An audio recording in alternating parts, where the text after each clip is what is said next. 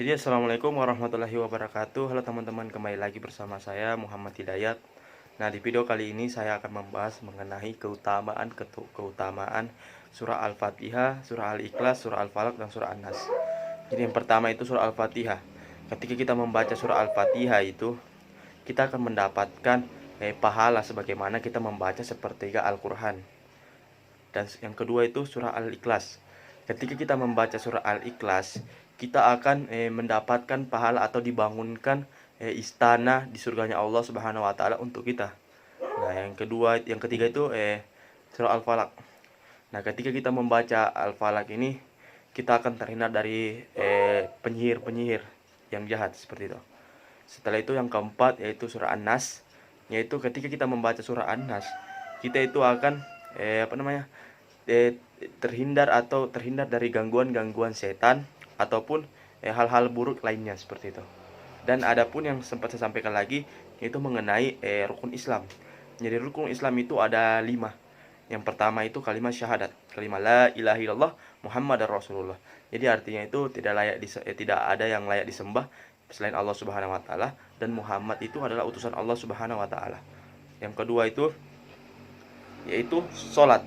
Jadi sholat ini merupakan suatu tian agama yang harus dilaksanakan untuk seluruh umat manusia, terutamanya seorang muslim seperti itu. Yang ketiga ini berpuasa.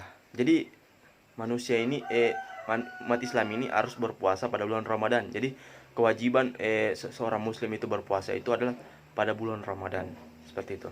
Yang keempat itu berzakat. Jadi zakat ini merupakan suatu hal ya, kita menyumbangkan atau menyisahkan sebagian harta kita untuk fakir-fakir miskin seperti itu.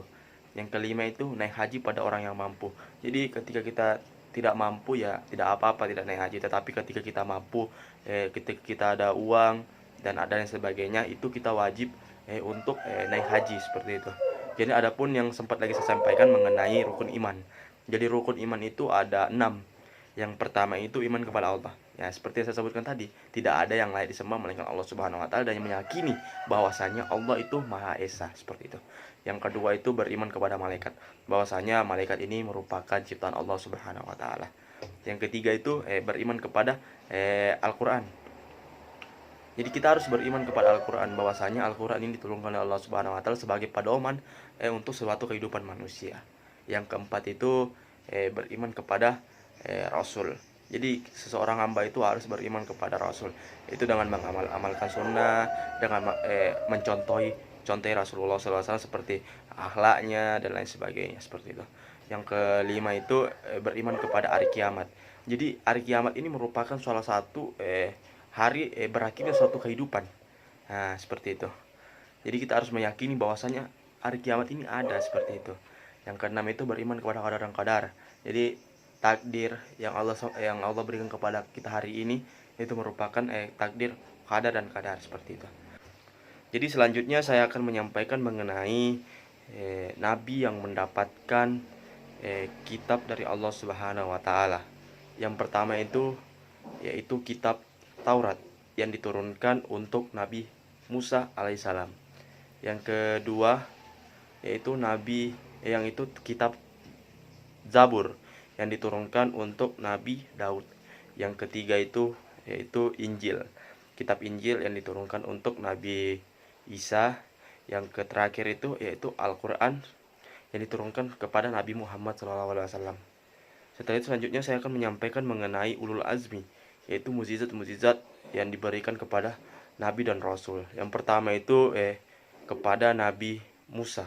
Jadi kata Nabi Musa ini diberikan keistimewaan, yaitu dapat menyembuhkan atau dapat membelah lautan untuk Nabi Musa seberangi. Yang kedua itu tongkatnya itu bisa berubah menjadi ular. Yang kedua itu Nabi Isa. Nabi Isa ini dapat menghidupkan orang yang mati, itu atas izin Allah Subhanahu wa taala. Yang ketiga itu yaitu kepada Nabi Ibrahim.